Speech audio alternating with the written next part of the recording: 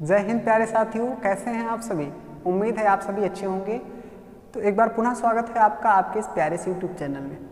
प्यारे साथियों, मैं एक बार दोबारा लेके आया हूँ आपके लिए परमाणु अध्याय का एक और सितारा। जी हाँ, ये सितारा है इलेक्ट्रॉनिक विन्यास। इलेक्ट्रॉनिक विन्यास के बारे में इस वीडियो में बिल्कुल डीपली से चर्चा करेंगे। लेकिन पहले मैं आपको बता देना चाहता हूँ कि इससे जस्ट पहले वाले वीडियो में हम लोगों ने जो जो सीखा उसका यूज इस टॉपिक्स में बहुत ही बेहतरीन तरीके से होगा। आपने इससे पहले वाले वीडियो में देखा कोश क्या होते हैं, उपकोश क्या होते हैं, कक्षक क्या होते हैं। आपको ये भली बात पता हो गया होगा कि कोशों के अंदर उपकोश होते हैं और उपकोशों के अंदर कक्षक होते हैं। जैसे कि आपको पता होगा कि पहला कोश हमारा है के, और पहले कोश के अंदर केवल एक उपकोश है, उसका नाम है एस। और इस एस उपकोश के अंदर एक कक्षक होता है, एक ऑर्बिटल्स होता है। इसके अंदर इलेक्ट्रॉन कैसे भरते हैं, इसके अंदर अधिकतम 2 इलेक्ट्रॉन हो सकते हैं। ठीक है, अब आपने देखा दूसरे नंबर पर आता है हमारा, ये पहले नंबर का है, दूसरे नंबर पर आता है हमारा एल कोश। और इस एल कोश के अंदर 2 उपकोश होते हैं, नाम होता है एस और पी। अब ये दोनों उपकोश दूसरे कोश के अंदर स्थित हैं, इसलिए दोनों के पहले क्या लगा होता है 2। अब देखिए, हमने देख लिया कि यस के अंदर एक कक्षक होता है, लेकिन पी की अब बारी आई। पी की है हमारा पी कक्षक। आपको पता होगा कि एक कक्षक में कितने इलेक्ट्रॉन्स हो सकते हैं, अधिकतम 2 इलेक्ट्रॉन्स हो सकते हैं। अब देखिए वास्तव में कक्षकों को हम लोग भरते कैसे हैं। सबसे पहले प्रत्येक कक्षक को एक एक इलेक्ट्रॉन देते हैं, इसको भी एक इलेक्ट्रॉन दिए। और उसके बाद दोबारा हम यहाँ से स्टार्ट करते हैं इलेक्ट्रॉन देना। ओके, इस प्रकार हम इलेक्ट्रॉन भरते हैं। उसके बाद हमारा तीसरे नंबर का जो हमारा कोश है वो है एम कोश। एम कोश में 3 उपकोश होते हैं, एस, पी, डी। तीनों के पहले क्या लगा होगा, 3 3 3। क्यों? क्योंकि ये जो तीनों उपकोश हैं किस कोश के अंदर स्थित हैं, तीसरे कोश के अंदर स्थित हैं। अब देखिए, हमने पी कोश के अंदर देख लिया कितने कक्षक, डी के भी देख लेते हैं। डी कोश के अंदर 5 कक्षक होते हैं। डी उपकोश के अंदर 5 कक्षक होते हैं, 1 2 3 4 और यहाँ 5। इलेक्ट्रॉन कैसे भरेंगे, सबसे पहले एक एक इलेक्ट्रॉन देना शुरू करेंगे। 5 इलेक्ट्रॉन हो गए। इसके बाद भी अगर इलेक्ट्रॉन है हमारे पास तो दोबारा इलेक्ट्रॉन देना स्टार्ट करेंगे।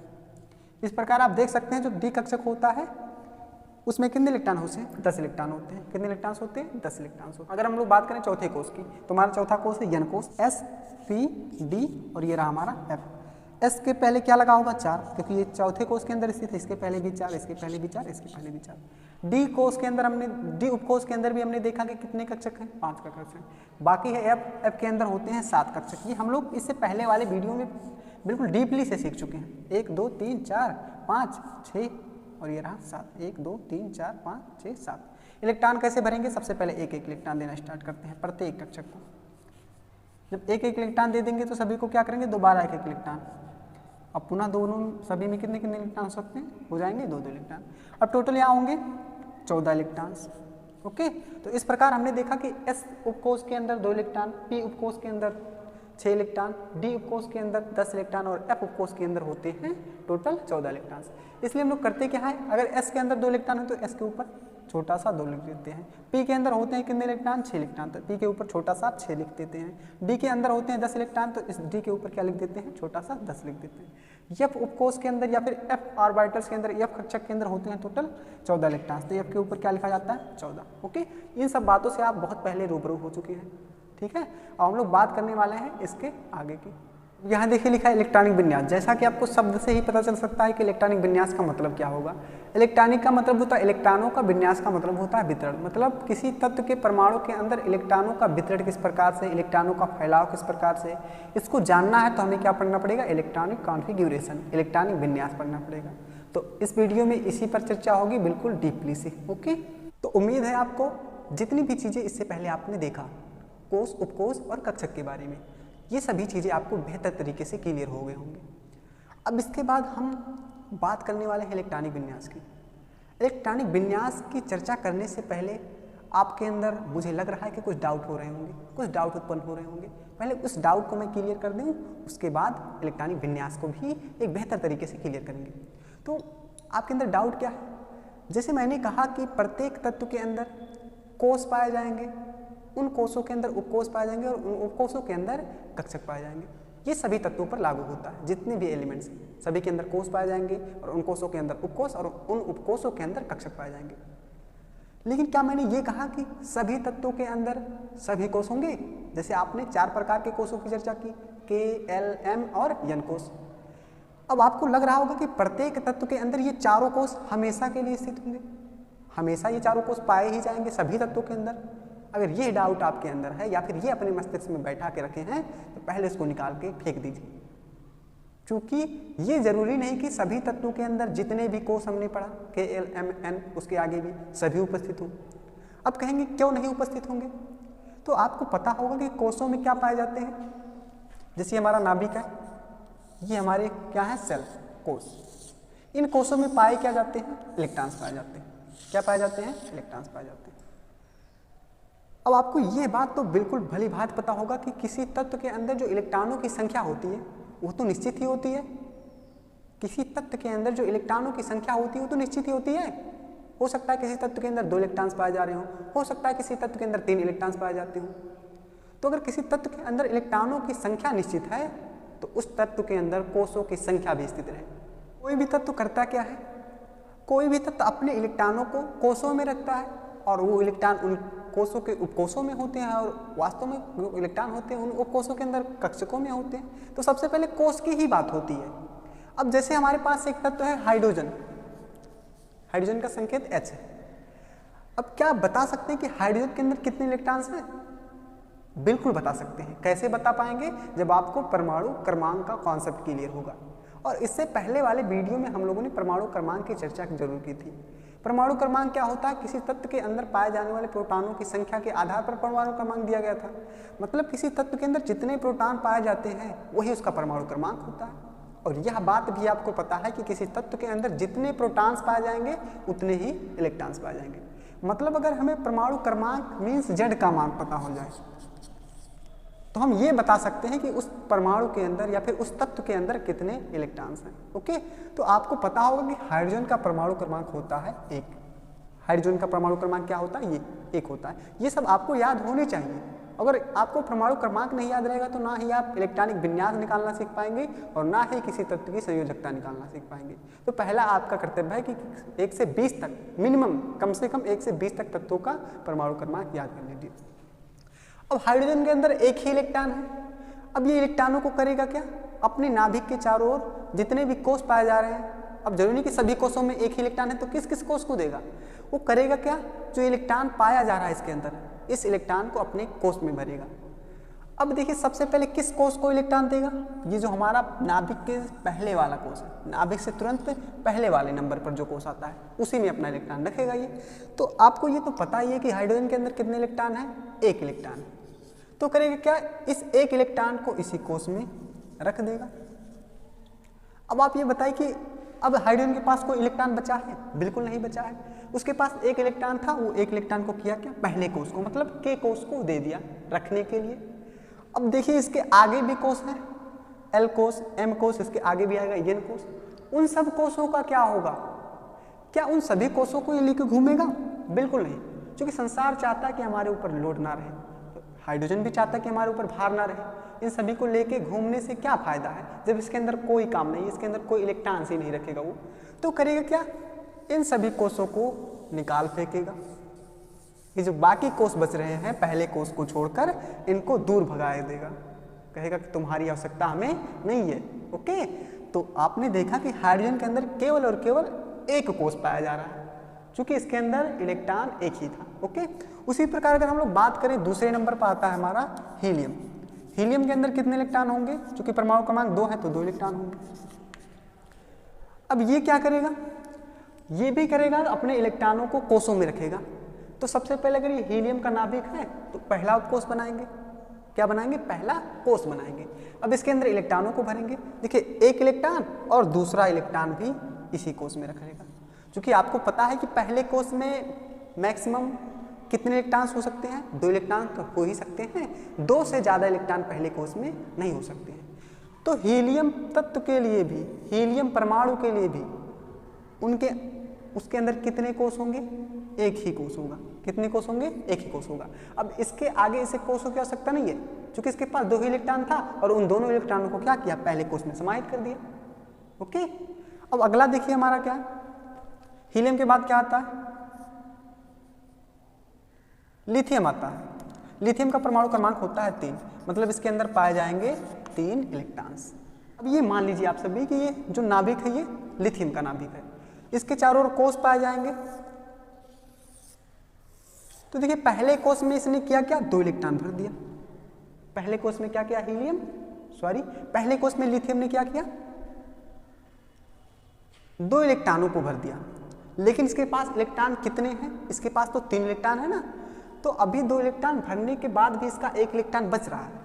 अब उस 1 इलेक्ट्रॉन को तो फेंकेगा नहीं, उस इलेक्ट्रॉन को भी तो अपने अंदर ही समाहित करेगा। लेकिन क्या अब इस कोष में जो हमारा पहला कोष है, इसमें यह तीसरे इलेक्ट्रॉन को रख सकता है? बिल्कुल नहीं रख सकता है, क्योंकि आपने बोरबरी का नियम तो डीपली से पढ़ा है। बोरबरी नियम कहता क्या है, किसी भी कक्षक में या किसी भी कोष में जो इलेक्ट्रॉनों की संख्या होती है 2n² के बराबर होती है। तो देखिए पहले कोष में अधिकतम 2 ही इलेक्ट्रॉन्स हो सकते हैं, इससे ज़्यादा इलेक्ट्रॉन्स नहीं हो सकते हैं। तो यानी कि जो इसका पहला कोष है वो पूर्ण हो गया है, इससे ज़्यादा इलेक्ट्रॉन्स नहीं रख सकता है। अब इसे 1 इलेक्ट्रॉन को और समाहित करना है अपने अंदर, 1 इलेक्ट्रॉन को और रखना है, तो क्या करेगा, ये बढ़ेगा अगले कोष की ओर। किसकी तरफ बढ़ेगा, अगले कोष की तरफ, मतलब K से किसकी ओर जाएगा, L की ओर जाएगा। अब ये अपने तीसरे इलेक्ट्रॉन को क्या करेगा, L कोष में रख देगा। किस कोष में, L कोष में। बाकी सभी कोषों को अपने से दूर भगा देगा। मतलब अगर देखा जाए लिथियम परमाणु के लिए तो उसके अंदर कितने कोष हो रहे हैं, उसके अंदर 2 कोष हो रहे हैं, ठीक है, पहला K और दूसरा L। इस प्रकार हमने देखा कि किसी तत्व के अंदर जो कोषों की संख्या होती है वो किस पे डिपेंड करती है, उसके अंदर इलेक्ट्रॉनों की संख्या पर डिपेंड करती है। अगर कम इलेक्ट्रॉन होंगे तो उनके अंदर कोष कम पाए जाएंगे, और अगर ज़्यादा इलेक्ट्रॉन होंगे तो उनके अंदर ज़्यादा कोष पाए जाएंगे, ठीक है।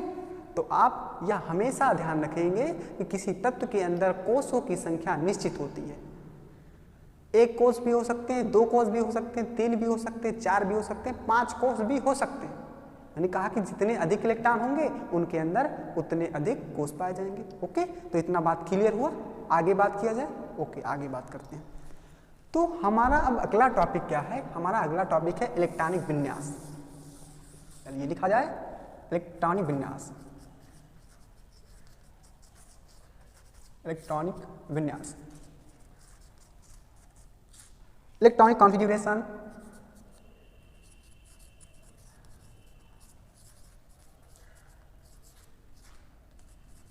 ओके, इलेक्ट्रॉनिक कॉन्फ़िगरेशन, इस पे चर्चा होगी हमारी। अब देखिए सबसे पहले ये जो शब्द आपके सामने दिख रहा है इलेक्ट्रॉनिक कॉन्फ़िगरेशन, इसका अर्थ क्या होता है, इसको समझ लेते हैं। इलेक्ट्रॉनिक का मतलब होता है इलेक्ट्रॉनों का, विन्यास का मतलब वितरण, मतलब इलेक्ट्रॉनों का वितरण किसके अंदर देखना हमें, किसी तत्व के परमाणु के अंदर। कहने का मतलब है कि जब जब हम किसी तत्व के अंदर इलेक्ट्रॉनों के वितरण की बात करेंगे कि उसके अंदर इलेक्ट्रॉन किस प्रकार से फैले हुए, तब तक हमें किसकी आवश्यकता पड़ेगी, इलेक्ट्रॉनिक विन्यास की आवश्यकता पड़ेगी। जैसे हमने देखा लिथियम परमाणु के लिए, अभी भी हमने देखा ना लिथियम परमाणु के लिए, ये नाभिक है, ये हमारा पहला कोष और ये हमारा दूसरा कोष। इसमें आपने देखा कि लिथियम परमाणु के जो पहला कोष था उसमें 2 इलेक्ट्रॉन भर दिया, उसके बाद भी इसे कोषों की आवश्यकता पड़ रही थी, चूंकि 1 इलेक्ट्रॉन शेष बच रहा था, तो उसने अगले कोष की ओर रुख किया और अगले कोष में अपना 1 इलेक्ट्रॉन रख दिया। तो यहाँ हमने देखा कि पहले कोष में इसने 2 इलेक्ट्रॉन रखा और दूसरे कोष में 1 इलेक्ट्रॉन रखा। मतलब जो लिथियम का इलेक्ट्रॉन का वितरण है कुछ इस प्रकार से, और इसी प्रकार सभी तत्वों में हो। जब हम लोग बात करेंगे सभी तत्वों में हमें देखना होगा कि इसके इलेक्ट्रॉन है किस प्रकार से वितरित हैं, किस प्रकार से फैले हुए हैं, तब तक हम लोग क्या करेंगे, इलेक्ट्रॉनिक विन्यास निकालेंगे, ठीक है। अब यहाँ आप ध्यान दीजिए, हमने कहा कि दूसरे कोष में, हमने कहा कि पहले कोष में अधिकतम कितने इलेक्ट्रॉन्स हो सकते हैं, 2 इलेक्ट्रॉन्स, मतलब 2 से ज़्यादा नहीं हो सकते, 2 से कम तो हो सकते हैं लेकिन 2 से ज़्यादा नहीं हो सकते। तो पहला कोष तो पूर्ण हुआ इसका, लेकिन क्या दूसरा कोष भी पूर्ण है इसका, बिल्कुल नहीं है, क्योंकि दूसरे कोष में अधिकतम कितने इलेक्ट्रॉन्स हो सकते हैं, 8 इलेक्ट्रॉन्स हो सकते हैं। आपको लग रहा होगा कि 8 क्यों नहीं है, क्योंकि इसके पास इलेक्ट्रॉन नहीं था तो 8 नहीं हुए, 8 से कम ही है, ठीक है। तो इसी प्रकार हम सभी तत्वों पर देखेंगे। अब आपने इससे पहले जितनी भी चीजें सीखी उसको हम लोग एक बार लिखने का प्रयास करते हैं। आपको तो ये पता ही हो गया है कि अगर n का मान 1 हो, आपको ये पता है कि n का मान अगर 1 हो तो उसका नाम क्या होता है, उस कोष का नाम क्या होता है, K कोष। और आपको ये भी पता है कि K कोष के अंदर कितने उपकोष पाए जाते हैं, 1 उपकोष पाया जाता है, नाम क्या है, S उपकोष। ओके, और 1 क्यों मैंने लिखा, क्योंकि ये जो उपकोष है किस कोष के अंदर उपस्थित है, पहले कोष के अंदर उपस्थित है। ओके, अब अगर n का मान 2 हो तो n का मान 2 हो तो उस कोष का नाम होता है एल कोष। कौन सा कोष? एल कोष। एल कोष के अंदर कितने उपकोष होंगे? 2 उपकोष होंगे, क्योंकि इसका क्रम संख्या कितना है? 2, तो इसके अंदर 2 उपकोष होंगे। नाम होगा, थोड़ा नीचे लिखें, S और एक P। अगर ये दोनों उपकोष दूसरे कोष के अंदर उपस्थित है तो इन सभी के पहले क्या लगा होगा? 2 लगा होगा। क्या लगा होगा? 2 लगा होगा। उसी प्रकार अगर बात करें n का मान 3 हो तो उस कोष का नाम क्या होगा? m कोष। उस कोष का नाम क्या होगा? m कोष। ये तो आप पहले सीख चुके हैं, सीखी हुई बात की चर्चा हो रही है। अब देखिए इसके अंदर कितने उपकोष होंगे? m कोष के अंदर कितने उपकोष होते हैं? क्रम संख्या है 3, तो 3 कोष पाए जाएंगे। कितने उपकोष? 3, S, P और ये रहा D। सभी के पहले क्या लगा होगा? 3, 3, 3, क्योंकि ये सभी किसके अंदर पाए जा रहे हैं? तीसरे कोष के अंदर पाए जा रहे हैं। अब अगर n का मान 4 हो तो n का मान 4 हो तो उस कोष का नाम होगा n कोष। कौन सा कोष? n कोष। इसके अंदर कितने उपकोष पाए जाएंगे? 4 उपकोष, S, P, D और ये रहा F। थोड़ा दूर लिख दें, ये रहा हमारा F।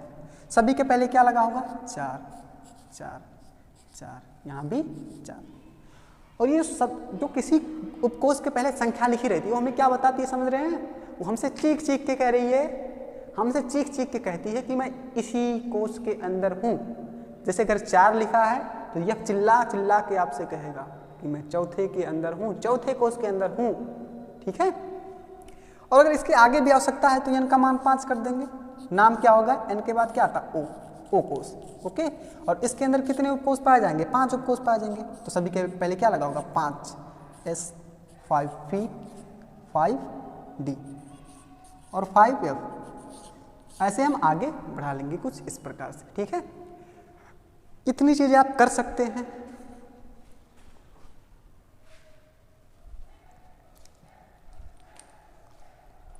तो इतनी चीज करने में कोई समस्या नहीं हुई होगी, क्योंकि हमने जो भी सीखा था उसी को हमने लिख लिया। इलेक्ट्रॉनिक विन्यास का ये कॉन्सेप्ट ही है। इलेक्ट्रॉनिक विन्यास की शुरुआत हो रही है धीरे धीरे, तो स्मरण रहे यहाँ बिल्कुल ध्यान से। ओके, अब यहाँ से आप ये बताइए कि हम सबसे पहले अगर इलेक्ट्रॉनों को हमें भरना हो किसी परमाणु के अंदर, सबसे पहले इलेक्ट्रॉनों को अगर हमें भरना हो तो सबसे पहले किस कोष को इलेक्ट्रॉन देंगे? सबसे पहले किस कोष को इलेक्ट्रॉन देंगे और उस कोष के अंदर किस उपकोष को इलेक्ट्रॉन देंगे? ये आपने अभी चर्चा नहीं की। हम क्या कह रहे हैं? हम ये कह रहे हैं कि अगर किसी तत्व के अंदर, किसी तत्व के परमाणु के अंदर इलेक्ट्रॉनों को हमें भरना है तो सबसे पहले किस कोष को देंगे इलेक्ट्रॉन और उस कोष के किस उपकोष को इलेक्ट्रॉन देंगे। अब यहाँ से देखिए, आप ये बात तो समझ रहे होंगे कि अगर ये 1s लिखा है मतलब पहले कोष की बात हो रही है, और अगर किसी उपकोष के पहले 2-2 लगा हो तो ये पूरा किस कोष की बात हो रही है? दूसरे कोष की बात हो रही है। और ये पूरा जितना लिखा है ये तीसरे कोष की बात हो रही है, ये पूरा चौथे कोष की बात हो रही है, और ये जो पूरा लिखा है ये 5वें कोष की बात हो रही है। ये तो आप जान ही रहे हैं। अब आप ये बताइए कि अगर हमें किसी तत्व के परमाणु के अंदर इलेक्ट्रॉनों को भरना हो, किसी तत्व के अंदर जो उसके परमाणु है, उस परमाणु के अंदर अगर इलेक्ट्रॉनों को हमें वितरित करना हो, बांटना हो या फिर भरना हो, तो सबसे पहले किस कोष को देंगे इलेक्ट्रॉन? कोष को देने के बाद उसके अंदर उपकोष भी तो हैं, उसके बाद किस उपकोष को देंगे इलेक्ट्रॉन? उपकोष के बाद उसके अंदर जो कक्षक हैं उनके अंदर इलेक्ट्रॉनों को किस प्रकार से भरेंगे, यह अभी जानकारी आपके पास नहीं हुई है। तो इसके लिए देखिए अफवाओं का ये रूल है, ये जो रूल है आपके सामने ये बना हुआ है, ये अफवाओं ने दिया था। अब उन्होंने बताया कि हम किसी तत्व के परमाणु के अंदर इलेक्ट्रॉनों को भरते कैसे हैं। उसके लिए सबसे पहले आपको ये पूरा प्रोसेस करना पड़ेगा। पहले कोष के अंदर जो उपकोष पाया जा रहा है उसको लिख लेंगे, दूसरे कोष के अंदर जितने भी उपकोष पाए जा रहे हैं उसको लिख लेंगे। उसके बाद हमें क्या करना है, बिल्कुल ध्यान से देखिए, उसके बाद करने हम लोग क्या जा रहे हैं। अगर ये आप समझ गए तो जिंदगी भर आप इलेक्ट्रॉनिक विन्यास नहीं भूलेंगे। कोई भी तत्व आपको दे दिया जाए, कितने ही इलेक्ट्रॉन उसके अंदर हो, उससे कोई फर्क नहीं पड़ने वाला होगा आपको। तो हम लोग करेंगे क्या, सबसे पहले यहां से एक तीर चलाएंगे। तीर चला लिए होंगे, इसको नोट करते रहिए। पहला काम है इसको नोट करते रहिए आप लोग। ओके, अब देखिए हमें इसकी तो आवश्यकता नहीं है, पूरा जो लिखा है इसको हम मिटा भी सकते हैं। बस आपको पता रहना चाहिए कि n का मान अगर 1 होगा तो कैसे लिखेंगे, n का मान 2 तो कैसे लिखेंगे, ये तो आपको पता ही है, तो इसको मिटा सकते हैं। अब क्या किया हमने, पहला तीर इस प्रकार चलाया ऐसे, फिर दूसरा तीर यहां से ऐसे चलाएंगे, चला लिया। पहला तीर पहले कोष को, उपकोष को चीरता हुआ, पहले कोष के अंदर पाए जाने वाले कोष को चीरता हुआ। उसके बाद दूसरा तीर हमने चलाया दूसरे कोष के उपकोष को चीरता हुआ। फिर तीसरा तीर इस प्रकार चलाएंगे, चौथा तीर इस प्रकार से चलाएंगे, पांचवा तीर इस प्रकार से चलाएंगे। ये हम लोग क्या जानने के लिए कर रहे हैं, ये हम लोग ये पता करने के लिए कर रहे हैं कि इलेक्ट्रॉनों को अगर किसी तत्व के परमाणु के अंदर भरना हो तो किस क्रम से भरेंगे। मतलब किसी तत्व के परमाणु के अंदर इलेक्ट्रॉनों के भरने का क्रम किस प्रकार है, इसको जानने के लिए हम लोग ये सब कर रहे हैं। और अगर ये सब नहीं कर पाएंगे तो इलेक्ट्रॉनिक विन्यास बिल्कुल नहीं सीख पाएंगे। क्योंकि इलेक्ट्रॉनिक विन्यास का मतलब क्या है कि किसी तत्व के अंदर जो परमाणु है, किसी तत्व के परमाणु के अंदर इलेक्ट्रॉनों का वितरण किस प्रकार से है और कब वितरित कर पाएंगे इलेक्ट्रॉन। जब हमें ये पता होगा कि सबसे पहले किसको इलेक्ट्रॉन देना है, तभी तो आप वितरित कर पाएंगे। उसके बाद दोबारा तीर चलाइए यहां से, उसके बाद आप चाहे तो रुक सकते हैं, इतने में आपका काम चल सकता है। उसके बाद हमें क्या करना है, ओके, तो तीर चलाना जान ही गए होंगे कैसे हमें तीर चलाना है। उसके बाद देखिए हमें कैसे कैसे इलेक्ट्रॉन को भरना है। तो सबसे पहले देखिए यहां से तीर चलाए, यहां से तीर चलाए ना, यानी कि जो हमें पहले इलेक्ट्रॉन भरना है पहले कोष में भरना है। किस कोष में इलेक्ट्रॉन को भरना है, पहले कोष में। और पहले कोष के किस उपकोष में, एस उपकोष में। अब एक ही उपकोष है तो इसी को ही देना पड़ेगा, ओके। उसके बाद भी अगर इलेक्ट्रॉन हो रहे हैं तो किस कोष में इलेक्ट्रॉन भरेंगे, इसके लिए देखिए इधर से ऐसे ऐसे चलते आएंगे, कहाँ पहुंचेंगे, यहाँ पहुंचेंगे, ओके। फिर यहाँ से चलेंगे तो कौन मिल रहा है रास्ते में, दूसरा कोष मिल रहा है। तो दूसरे नंबर पर अगर इलेक्ट्रॉन हमें भरने की आवश्यकता पड़ रही है तो किस कोष को भरेंगे, दूसरे कोष को। लेकिन सबसे पहले इसको पूरा कर देंगे, क्योंकि पहले कोष के एस उपकोष को जितने इलेक्ट्रॉन की आवश्यकता है उसको दे देंगे, उसके बाद ही आगे बढ़ेंगे। ऐसा नहीं कि हमारे पास 2 इलेक्ट्रॉन है तो 1 इलेक्ट्रॉन इसको दे दे और 1 इलेक्ट्रॉन इसको, बिल्कुल नहीं। क्योंकि एस उपकोष में कितने इलेक्ट्रॉन होते हैं, 2। तो सबसे पहले इसको प्रसाद पूरा दे देंगे जितना ही मांग रहा है, अगर है हमारे पास पर्याप्त इलेक्ट्रॉन तो। अब यहाँ से चलते आए तो कौन मिला रास्ते में, 2s मिला। फिर कहाँ से चलेंगे, ऐसा नहीं यहाँ से तुरंत यहाँ पहुँच जाएंगे, ऐसे चलते जाएंगे फिर यहाँ पहुँच जाएंगे। तो रास्ते में पहले कौन मिलेगा, 2p मिलेगा। 2p के बाद कौन मिलेगा, 3s, मतलब दूसरे कोष के p उपकोष में इलेक्ट्रॉन जाएगा। फिर तीसरे कोष के s उपकोष में जाएगा। फिर यहाँ से चलिए ऐसे बना लीजिए बिल्कुल, यहाँ पहुँचेंगे। यहाँ से चलते आए तो कौन मिला, 3p, मतलब तीसरे कोष के p उपकोष में इलेक्ट्रॉन जाएगा। उसके बाद यहाँ से आएंगे तो कौन मिलेगा, चौथा कोष मिलेगा। किस कोष में इलेक्ट्रॉन जाएगा, एस उपकोष में इलेक्ट्रॉन जाएगा, ओके। फिर यहाँ से ऐसे चलते जाइए, यहाँ पहुँच गए। 4s के बाद इलेक्ट्रॉन 3d के बाद 4p के बाद 5s, ओके। 5s के बाद क्या आएगा, देखिए यहाँ से दोबारा चलिए, जहाँ से तीर चलाए थे वहीं से पहुँच जाएंगे चलना। 4, देखिए 5s के बाद क्या आएगा, 4d के बाद क्या आएगा, 5p। तो इस क्रम में हम किसी तत्व के अंदर इलेक्ट्रॉनों को भरते हैं।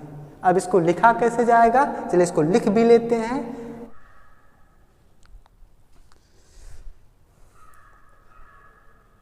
अब यहां से देखिए आप ये बात तो समझ रहे होंगे कि अगर ये 1s लिखा है मतलब पहले कोष की बात हो रही है, और अगर किसी उपकोष के पहले 2 लगा हो तो ये पूरा किस कोष की बात हो रही है, दूसरे कोष की बात हो रही है। और ये पूरा जितना लिखा है ये तीसरे कोष की बात हो रही है। ये पूरा चौथे कोष की बात हो रही है, और ये जो पूरा लिखा है ये पांचवें कोष की बात हो रही है। ये तो आप जान ही रहे हैं। अब आप ये बताइए कि अगर हमें किसी तत्व के परमाणु के अंदर इलेक्ट्रॉनों को भरना हो, किसी तत्व के अंदर जो उसके परमाणु है, उस परमाणु के अंदर अगर इलेक्ट्रॉनों को हमें वितरित करना हो, बांटना हो या फिर भरना हो, तो सबसे पहले किस कोष को देंगे इलेक्ट्रॉन? कोष को देने के बाद उसके अंदर उपकोष भी तो है, उसके बाद किस उपकोष को देंगे इलेक्ट्रॉन? उपकोष के बाद उसके अंदर जो कक्षक हैं उनके अंदर इलेक्ट्रॉनों को किस प्रकार से भरेंगे, यह अभी जानकारी आपके पास नहीं हुई। तो इसके लिए देखिए अफवाह का ये रूल है, ये जो रूल है आपके सामने ये बना हुआ है, ये अफवाह ने दिया था। अब उन्होंने बताया कि हम किसी तत्व के परमाणु के अंदर इलेक्ट्रॉनों को भरते कैसे हैं। उसके लिए सबसे पहले आपको ये पूरा प्रोसेस करना पड़ेगा। पहले कोष के अंदर जो उपकोष पाया जा रहा है उसको लिख लेंगे, दूसरे कोष के अंदर जितने भी उपकोष पाए जा रहे हैं उसको लिख लेंगे। उसके बाद हमें क्या करना है, बिल्कुल ध्यान से देखिए, उसके बाद करने हम लोग क्या जा रहे हैं। अगर ये आप समझ गए तो जिंदगी भर आप इलेक्ट्रॉनिक विन्यास नहीं भूलेंगे। कोई भी तत्व आपको दे दिया जाए, कितने ही इलेक्ट्रॉन उसके अंदर हो, उससे कोई फर्क नहीं पड़ने वाला होगा आपको। तो हम लोग करेंगे क्या, सबसे पहले यहां से एक तीर चलाएंगे। तीर चला लिए होंगे, इसको नोट करते रहिए। पहला काम है इसको नोट करते रहिए आप लोग, ओके। अब देखिए हमें इसकी तो आवश्यकता नहीं है, पूरा जो लिखा है इसको हम मिटा भी सकते हैं, बस आपको पता रहना चाहिए कि n का मान अगर 1 होगा तो कैसे लिखेंगे, n का मान 2 तो कैसे लिखेंगे, ये तो आपको पता ही है, तो इसको मिटा सकते हैं। अब क्या किया हमने, पहला तीर इस प्रकार चलाया ऐसे, फिर दूसरा तीर यहां से ऐसे चलाएंगे, चला लिया। पहला तीर पहले कोष को, उपकोष को चीरता हुआ, पहले कोष के अंदर पाए जाने वाले उपकोष को चीरता हुआ। उसके बाद दूसरा तीर हमने चलाया दूसरे कोष के उपकोष को चीरता हुआ, फिर तीसरा तीर इस प्रकार चलाएंगे, चौथा तीर इस प्रकार से चलाएंगे, पांचवा तीर इस प्रकार से चलाएंगे। ये हम लोग क्या जानने के लिए कर रहे हैं, ये हम लोग ये पता करने के लिए कर रहे हैं कि इलेक्ट्रॉनों को अगर किसी तत्व के परमाणु के अंदर भरना हो तो किस क्रम से भरेंगे। मतलब किसी तत्व के परमाणु के अंदर इलेक्ट्रॉनों के भरने का क्रम किस प्रकार है, इसको जानने के लिए हम लोग ये सब कर रहे हैं। और अगर ये सब नहीं कर पाएंगे तो इलेक्ट्रॉनिक विन्यास बिल्कुल नहीं सीख पाएंगे। क्योंकि इलेक्ट्रॉनिक विन्यास का मतलब क्या है कि किसी तत्व के अंदर जो परमाणु है, किसी तत्व के परमाणु के अंदर इलेक्ट्रॉनों का वितरण किस प्रकार से है और कब वितरित कर पाएंगे इलेक्ट्रॉन। जब हमें ये पता होगा कि सबसे पहले किसको इलेक्ट्रॉन देना है तभी तो आप वितरित कर पाएंगे।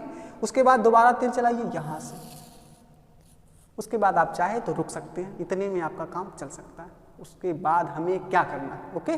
तो तीर चलाना जान ही गए होंगे कैसे हमें तीर चलाना है। उसके बाद देखिए हमें कैसे कैसे इलेक्ट्रॉन को भरना है। तो सबसे पहले देखिए यहाँ से तीर चलाए, यहाँ से तीर चलाए ना, यानी कि जो हमें पहले इलेक्ट्रॉन भरना है पहले कोष में भरना है।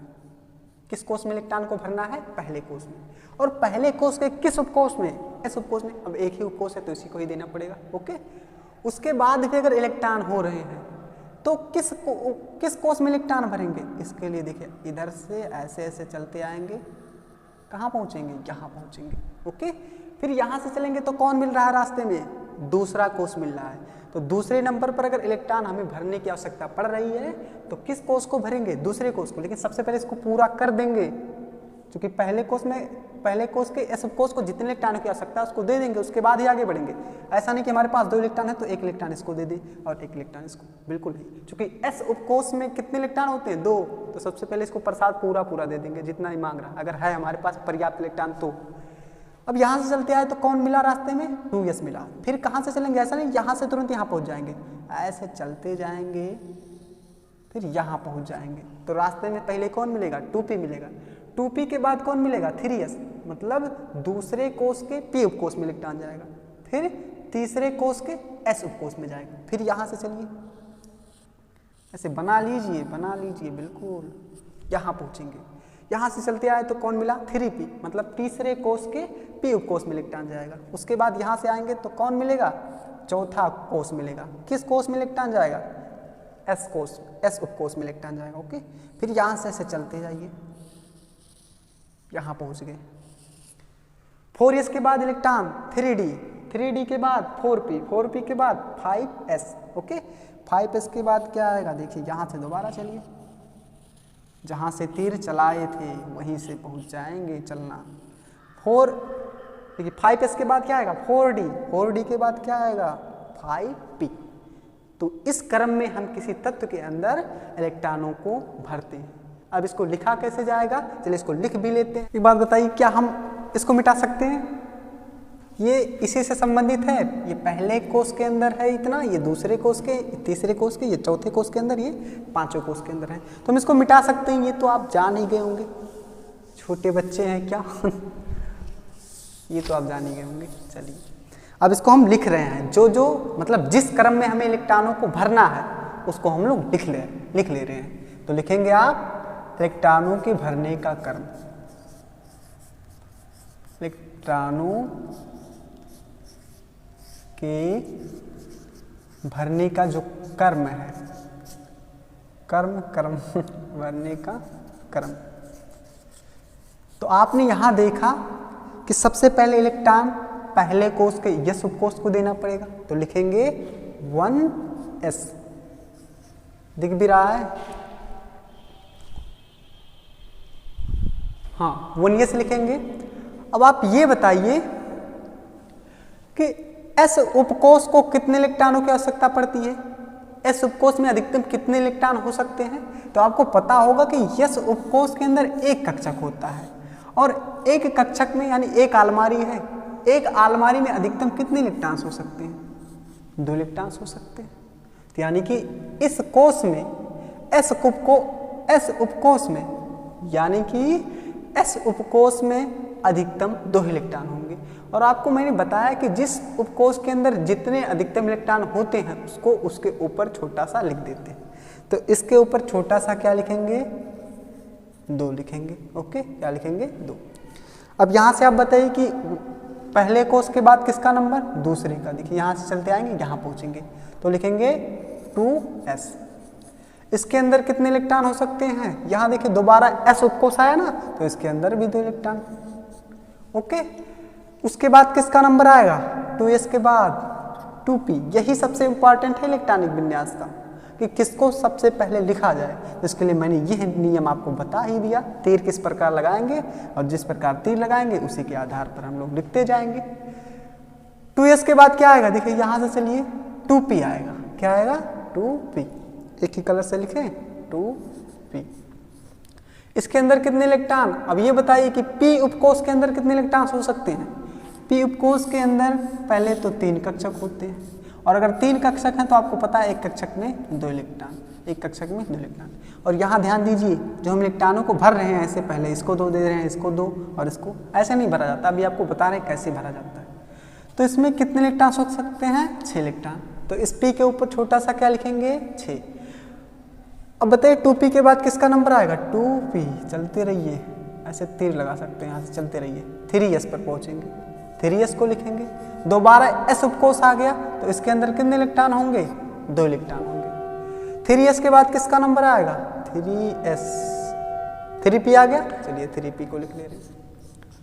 इसके अंदर कितने इलेक्ट्रॉन, p दोबारा आया तो 6 इलेक्ट्रॉन। अब देखिए हम नीचे लिख रहे हैं, चूंकि जगह कम है ना तो नीचे लिखना पड़ेगा, लेकिन वो लाइन से लिखा जाता है, आप लाइन से लिखिएगा। 3p के बाद 4s आया, मतलब 3p अभी लिखे ना, देखिए 3p लिखने के बाद किसको लिखेंगे 4s को लिखेंगे। नीचे लिख दिया जाए, लिख दे रहे हैं। दोबारा देखिए s उपकोष आ गया और s उपकोष के अंदर कितने इलेक्ट्रॉन होते हैं 2 इलेक्ट्रॉन, तो उसके ऊपर छोटा सा 2 लिख लिए। अब 4s के बाद किसका नंबर 3d, मतलब तीसरे कोष के किस उपकोष को देंगे d उपकोष को इलेक्ट्रॉन देंगे। उसके बाद 3d के बाद क्या आएगा 4p आएगा। क्या आएगा 4p। इसमें कितने इलेक्ट्रॉन, यहाँ देखिए मैंने डी पर चर्चा नहीं की। डी के अंदर कितने इलेक्ट्रॉन होते हैं अधिकतम 10 इलेक्ट्रॉन, क्योंकि 5 कक्षक होते हैं ना, और अगर 5 कक्षक हैं तो 10 इलेक्ट्रॉन होंगे उसके अंदर। पी के अंदर दोबारा 6, 4p के बाद किसका नंबर आएगा 5s। बस इतने पे आप रुक सकते हैं, एस के अंदर 2 इलेक्ट्रॉन होते हैं। इतना ये जो कर्म है इलेक्ट्रॉनों के भरने का मोस्ट इम्पॉर्टेंट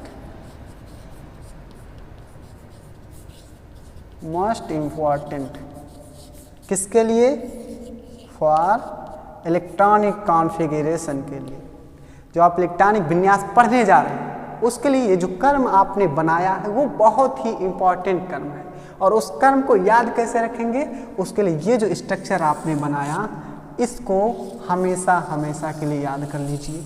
जीवन में कभी भी इलेक्ट्रॉनिक विन्यास निकालना नहीं भूलेंगे किसी भी तत्व का। ओके, तो ये कर्म भी आप लोग समझ गए होंगे कि किस प्रकार इलेक्ट्रॉनों को भरेंगे, और ये जो हमने प्रोसेस किया ये इसको भी समझ गए होंगे। अब इसके आगे हम जितनी भी चीज़ें सीखे, मतलब जो भी चीज़ें आपने ये सीखा, अब इसको हम लोग किसी तत्व पर लागू करके देखेंगे। अब हमारे पास तो 118 तत्व है, 118 तत्वों पर लागू करके देख नहीं पाएंगे, लेकिन हम लोग प्रयास कर रहे हैं ज़्यादा से ज़्यादा तत्वों के अंदर इलेक्ट्रॉनिक विन्यास को लागू करके देखना। मतलब ये जो हम लोग सीखे हैं इसको लागू करके उसके अंदर देखना। ठीक है, मतलब इलेक्ट्रॉन उसके अंदर किस प्रकार से वितरित हैं, और जब हम ये देखना सीख जाएंगे तो हम ये भी सीख जाएंगे इलेक्ट्रॉनिक विन्यास। ये पूरा इलेक्ट्रॉनिक विन्यास का ही पार्ट है, अलग से नहीं है, ये सब इलेक्ट्रॉनिक विन्यास ही चल रहा है। चलिए, तो इसके आगे बात किया जाए तो इस पूरे को मिटा सकते हैं हम, मिटा दिया जाए, बिल्कुल मिटा दे रहे हैं, लेकिन इसको नहीं मिटाएंगे। इसको मिटा दिए तो इलेक्ट्रॉनिक विन्यास आपके दिमाग से मिट जाएगा। और ये थोड़ा छोटे में लिख दे रहे हैं, इलेक्ट्रॉनों के भरने का क्रम है, इसको मिटाएंगे नहीं, इसको भी साइड में कहीं लिख लेंगे। तुम लोग क्या सीख रहे हैं, इलेक्ट्रॉनिक विन्यास सीख रहे हैं। चाक भी टूट जा रहा है। इलेक्ट्रॉनिक विन्यास, और इलेक्ट्रॉनिक विन्यास आपको अच्छे से सीखना है तो ये जो कर्म है इसको याद रखना पड़ेगा आपको। एक बार यहाँ लिख दिया जाए इस पूरे कर्म को। चलिए लिख रहे हैं, किस कलर से, चलिए देखो 1s 2, फिर 2s 2, 2p 6, 3s 2, 3p 6, 3 के बाद क्या आ रहा है 4s 2, 4s के बाद क्या आ रहा है 3d, इसके अंदर तो 10 इलेक्ट्रॉन, तो 10, 4p 6, फिर 5s 2। इतना दिख भी रहा है, दिख रहा है, तो इसको मिटा दे रहे हैं। चलिए मिटा दे रहे हैं। अब हम लोगों की बारी है, किसकी बारी, प्रत्येक तत्व के अंदर लागू करेंगे इन सभी चीजों को। तो सबसे पहले नंबर पर कौन सा तत्व आता है हमारा, सबसे पहले नंबर पर आता है हमारा हाइड्रोजन। हाइड्रोजन का परमाणु क्रमांक क्या होता है 1।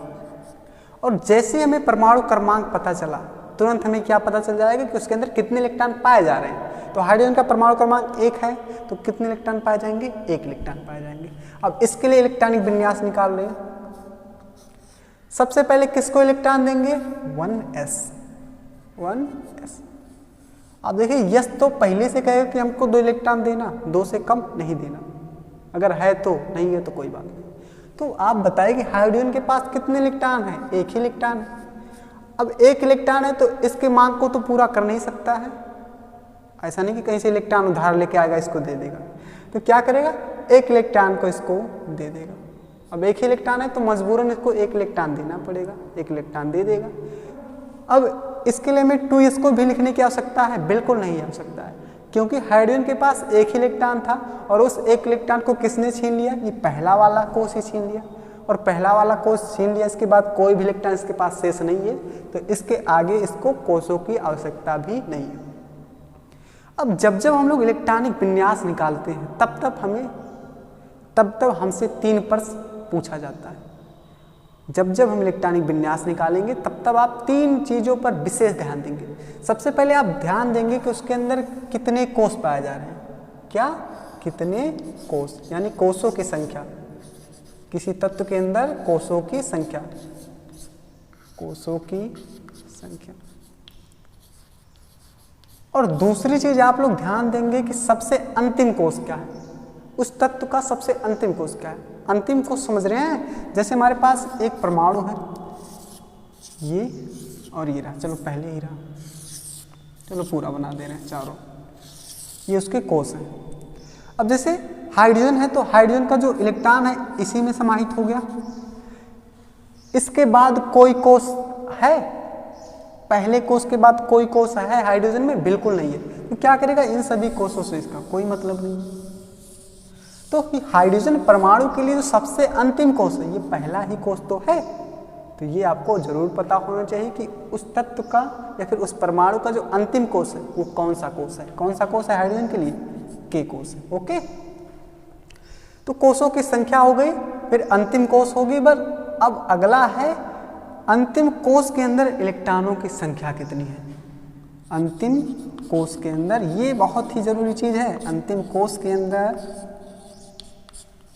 कितने इलेक्ट्रॉन हैं कोष के अंदर। ये 3 सवाल आपसे हमेशा पूछे जाएंगे। इलेक्ट्रॉनों की संख्या, इलेक्ट्रॉनों की संख्या। तो क्या आप बता सकते हैं हाइड्रोजन परमाणु के अंतिम कोष में कितने इलेक्ट्रॉन हैं? एक ही इलेक्ट्रॉन है। कितने इलेक्ट्रॉन है? एक ही इलेक्ट्रॉन है। और इसके लिए कितने कोष हैं? एक कोष है। नाम क्या है? के कोष। ओके, एक तो भाई एक ही कोष है, नाम क्या है? के।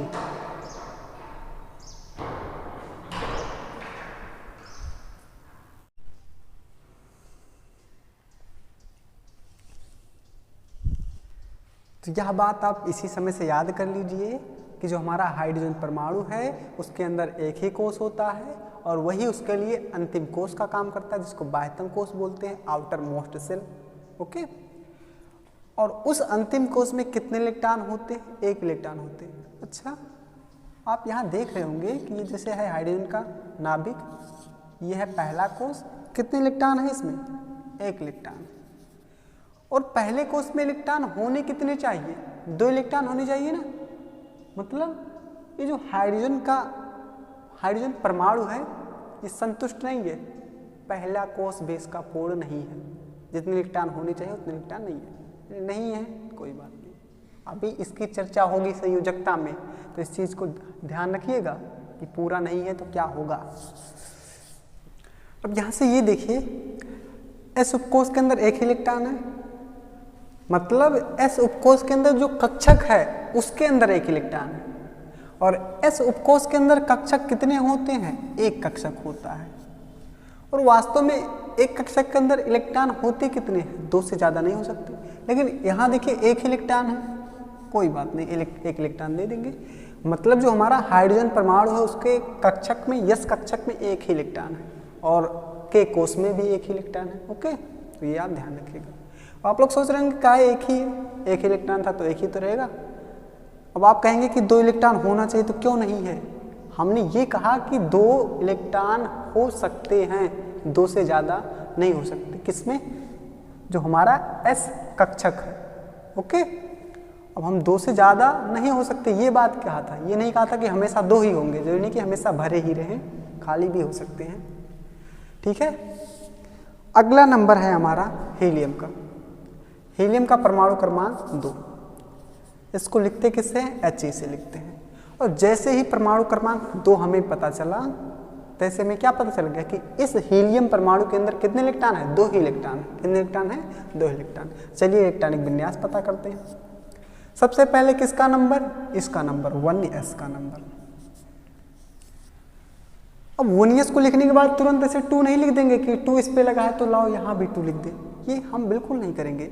ये जो 2, 2, 6, 2 या फिर 6 जिसके ऊपर भी लिखा है, ये यह बताने के लिए लिखा गया है कि उसके अंदर उससे ज़्यादा नहीं इलेक्ट्रॉन होंगे। ठीक है, उससे कम तो हो सकते हैं लेकिन उससे ज़्यादा नहीं होंगे।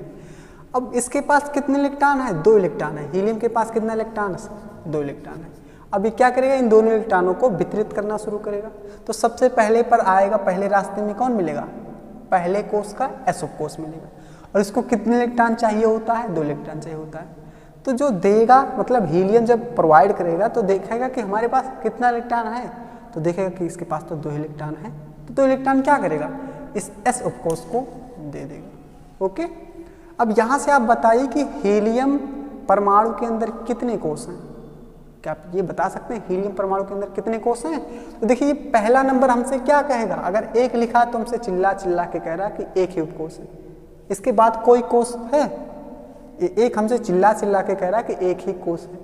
इसके बाद कोई कोष लिखा है? नहीं है। क्यों नहीं है? क्योंकि इससे ज़्यादा 2 से ज़्यादा इलेक्ट्रॉन है ही नहीं। तो 2 से ज़्यादा इलेक्ट्रॉन नहीं है तो हमें उससे ज़्यादा कोषों की आवश्यकता भी नहीं है। जितने में समाहित हो जा रहा है उतने को लिख लेंगे। मतलब इसके अंदर केवल एक ही कोष है, कोषों की संख्या कितनी है, एक है। नाम क्या होगा, के। अब अगर 2 होता तो बात कुछ दूसरी होती। अब ये बताइए कि जो ये एस उपकोष है,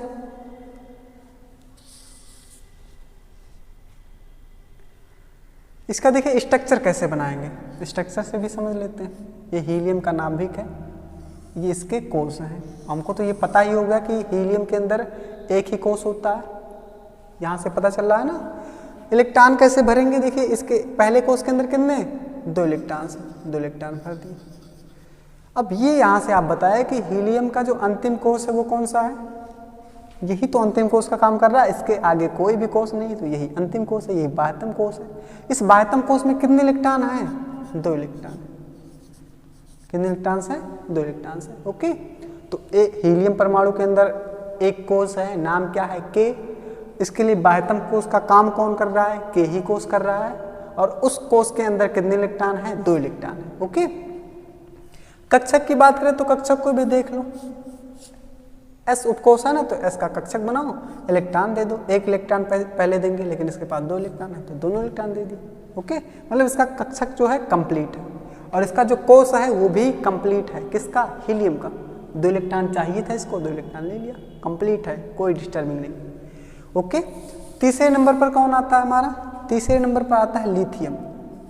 ये आपको तो याद होना चाहिए, लिथियम का परमाणु क्रमांक होता है 3। यही जो है इतना हम लिखते हैं इलेक्ट्रॉनिक विन्यास के लिए। ओके, इसको आप ऐसे भी लिख सकते हैं, केवल ऐसे 1, मतलब पहले कोष के अंदर लिथियम का नंबर आया। लिथियम का परमाणु क्रमांक कितना होता है, 3 होता है, और परमाणु क्रमांक 3 है तो इलेक्ट्रॉनों की संख्या कितनी होगी, 3 होगी।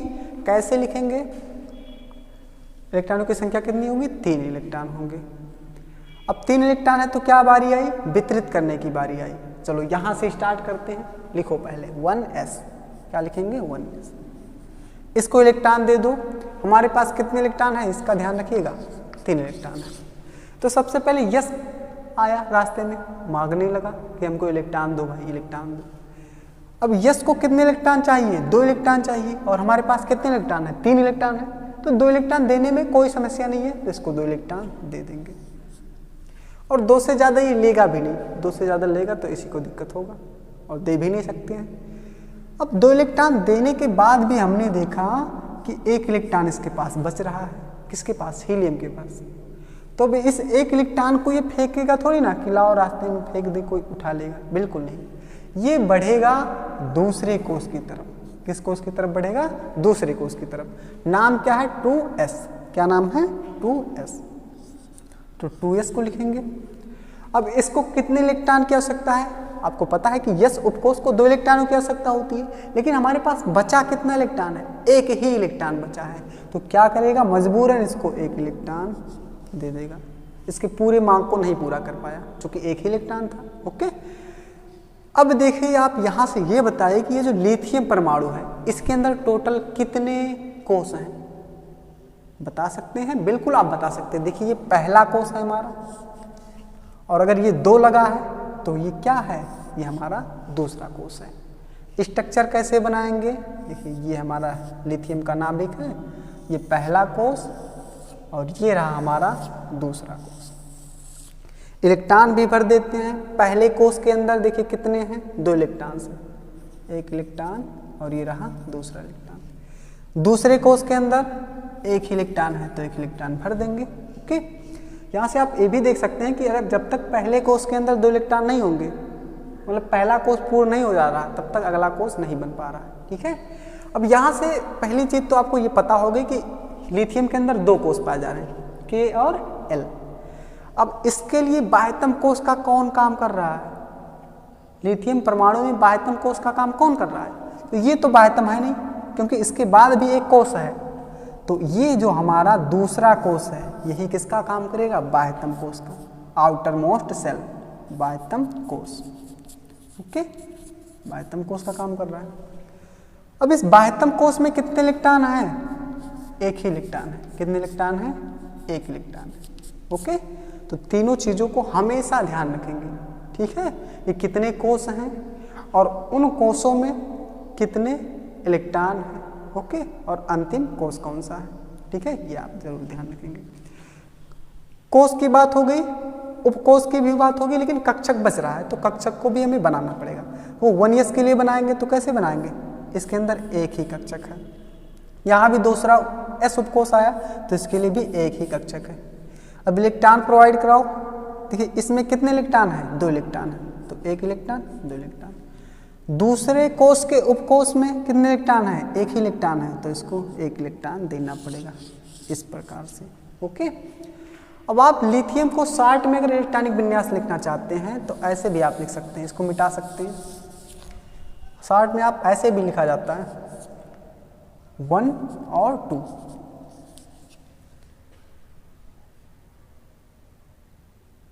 सॉरी, शॉर्ट में आप अगर लिखना चाहते हैं तो आप इसको ऐसे भी लिख सकते हैं 2 और 1। इससे आपको केवल 2 चीजें पता चलेंगी। पहला कि इसके अंदर 2 कोष हैं, ये पहला कोष और ये दूसरा कोष, और दूसरा आपको पता चलेगा जो अंतिम कोष है उसमें कितने इलेक्ट्रॉन है, 1 इलेक्ट्रॉन है, ठीक है। तो इस पूरे को आप इतने छोटे में भी लिख सकते हैं, लेकिन आपको ये नहीं पता चल पाएगा, डीपली से नहीं पता चल पाएगा, तो इसके लिए हम यही करते हैं। लेकिन अगर आपको जल्दी है, जल्दी में कोई काम करना चाहते हैं तो ऐसे लिख सकते हैं 2 1, मतलब पहला कोष और ये रहा दूसरा कोष, मतलब टोटल 2 कोष हैं, पहले कोष में 2 इलेक्ट्रॉन है और दूसरे कोष में 1 इलेक्ट्रॉन है। ओके, लिथियम के बाद किसका नंबर आता है, बेरिलियम का। किसका नंबर आएगा, बेरिलियम का। बेरिलियम का परमाणु क्रमांक होता है 4 और इसको लिखते हैं 20। अब भाई साहब बताइए कि अगर 4 है रोल नंबर, मतलब परमाणु क्रमांक 4 है, तो कितने इलेक्ट्रॉन होंगे इसके अंदर, 4 इलेक्ट्रॉन होंगे। कितने इलेक्ट्रॉन होंगे, 4 इलेक्ट्रॉन होंगे। अब चलो बांटना शुरू करते हैं, वितरित करना शुरू करते हैं। पहले किसको लिखेंगे, 1s को लिखेंगे, इसको इलेक्ट्रॉन दे दो। हमारे पास भाई साहब 4 इलेक्ट्रॉन है, 2 इलेक्ट्रॉन देने में कोई दिक्कत नहीं, कोई दिक्कत नहीं, दे सकते हैं। अब 2 इलेक्ट्रॉन से ज़्यादा ये लेगा भी नहीं, क्योंकि s उपकोष है और s उपकोष के अंदर 2 इलेक्ट्रॉन से ज़्यादा हो नहीं सकते हैं। अब देखिए 2 इलेक्ट्रॉन देने के बाद भी हमारे पास 2 इलेक्ट्रॉन शेष बच रहा है, तो इन 2 इलेक्ट्रॉनों को समाहित करने के लिए या फिर अपने अंदर रखने के लिए दूसरे कोष की ओर बढ़ेगा, और दूसरा कोष क्या है, 2s, इसको भी इलेक्ट्रॉन देगा। कितने इलेक्ट्रॉनों की आवश्यकता है, 2 इलेक्ट्रॉनों की आवश्यकता है, तो हम देखेंगे क्या हमारे पास 2 इलेक्ट्रॉन है, तो 2 इलेक्ट्रॉन है, 2 इलेक्ट्रॉन दे देंगे। अच्छा 3 इलेक्ट्रॉन होता तो इसको 3 दे देते, बिल्कुल नहीं, क्योंकि ये 2 से ज़्यादा नहीं इलेक्ट्रॉन रख सकता है अपने अंदर, क्योंकि एक ही कक्षक है इसके अंदर। ओके, अब हमारे पास इलेक्ट्रॉन बचा नहीं बचा, और इलेक्ट्रॉन नहीं बचा तो इसके पास जाने की कोई आवश्यकता नहीं। अब कॉमन प्रश्न जो आपसे पूछे जा रहे हैं, टोटल कितने कोष हैं, 2 कोष, ये पहला कोष और ये दूसरा कोष। बना दे स्ट्रक्चर, बना दे रहे हैं। ये तो हमें पता होगा कि 2 कोष हैं, पहला कोष और ये रहा हमारा दूसरा कोष लिथियम परमाणु के लिए। ओके, इलेक्ट्रॉनों को भरो, पहले कोष में 2 इलेक्ट्रॉन है, दूसरा कलर रहे तो अच्छा होगा, इसमें 2 क्या है, पहले कोष में 2 इलेक्ट्रॉन हो गया। अब देखिए दूसरे कोष में चूंकि 2 लिखा है ना, मतलब दूसरे कोष की बात हो रही है, s उपकोष में 2 इलेक्ट्रॉन है, इसमें भी 2 इलेक्ट्रॉन भर सकते हैं। ओके, अब यहाँ से आप ये बताइए, पहला प्रश्न का आंसर तो आप, पहले प्रश्न का जवाब आपको मिल गया, कितने कोष हैं, टोटल 2 कोष हैं। अब आप ये बताइए कि इसके लिए अंतिम कोष का काम कौन कर रहा है, बेरिलियम परमाणु के लिए अंतिम कोष का काम यही तो कर रहा है, यही सबसे अंतिम कोष है, इसके बाद कोई भी कोष नहीं है। तो जो हमारा L कोष है वह लिथियम परमाणु के लिए बाह्यतम कोष का काम कर रहा है। ओके, और इस बाह्यतम कोष में इलेक्ट्रॉनों की संख्या कितनी है, 2 इलेक्ट्रॉन है। ये प्रश्न आपके मस्तिष्क में हमेशा आ जाना चाहिए, जब जब आप इलेक्ट्रॉनिक विन्यास निकालिए तब तब आप इस बात पे ध्यान रखिए कि कितने कोष हैं और उसके लिए बाह्यतम कोष क्या है और बाह्यतम कोष में कितने इलेक्ट्रॉन है। क्योंकि अगर आप संयोजकता पढ़ेंगे तो अभी संयोजकता बिल्कुल हलवा हो जाएगा आपके लिए। आगे बात की जाए, 5वें नंबर पर क्या आता है, बोरान। बोरान का परमाणु क्रमांक होता है 5, इसको B से लिखते हैं। और अगर परमाणु क्रमांक 5 है तो कितने इलेक्ट्रॉन होंगे इसके अंदर, 5 इलेक्ट्रॉन होंगे। चलिए वितरित करना स्टार्ट करिए। पहले किसको लिखेंगे, 1s को लिखेंगे। इतना आपको लिखना पड़ता है जब इलेक्ट्रॉनिक विन्यास निकालते हैं, तो ऐसे ही इलेक्ट्रॉनिक विन्यास निकालते समय लिखा जाता है। 1s लिखेंगे, 1s लिख दिए हैं तो इसको इलेक्ट्रॉन दे दो। कितने इलेक्ट्रॉन चाहिए इसको, 2 इलेक्ट्रॉन चाहिए, 2 इलेक्ट्रॉन दे दिए। अभी भी हमारे पास 3 इलेक्ट्रॉन बचा, 5 इलेक्ट्रॉन थे ना, 2 इलेक्ट्रॉन देने के बाद 3 इलेक्ट्रॉन बच रहा है। तो तीनों इलेक्ट्रॉनों को देने के लिए क्या करेगा, दूसरे कोष की ओर रुख करेगा। तो दूसरे कोष की ओर रुख करेगा तो किसको लिखेगा, दूसरे को लिखेगा 2s। इसको कितने इलेक्ट्रॉन की आवश्यकता है, 2 इलेक्ट्रॉन की, और हमारे पास 3 इलेक्ट्रॉन बच रहे हैं तो 2 इलेक्ट्रॉन इसको देने में कोई दिक्कत नहीं। इसको 2 इलेक्ट्रॉन देने के बाद भी हमने देखा कि 1 इलेक्ट्रॉन अभी भी इसके पास बच रहा है, तो यहाँ से ये छलांग मार के किसके पास जाएगा, इसके पास जाएगा, 2p के बाद जाएगा, 2p लिखेंगे। अब आप लोग देख रहे होंगे p पे लिखा 6, मतलब ये 6 इलेक्ट्रॉनों की मांग कर रहा है, लेकिन हमारे पास 6 इलेक्ट्रॉन बचे हैं, बिल्कुल नहीं, हमारे पास केवल और केवल 1 इलेक्ट्रॉन बचा है। तो इसको क्या करेगा, 1 इलेक्ट्रॉन दे देगा। ओके, और ये रहा हमारा बोरान का इलेक्ट्रॉनिक कॉन्फ़िगरेशन, इलेक्ट्रॉनिक विन्यास। ओके, अब यहाँ से जो कॉमन प्रश्न आपसे पूछे जा रहे हैं उस पर भी गौर फरमाइए, ध्यान दीजिए। कितने कोष हैं टोटल, हाँ ये बताइए आप कितने कोष हैं।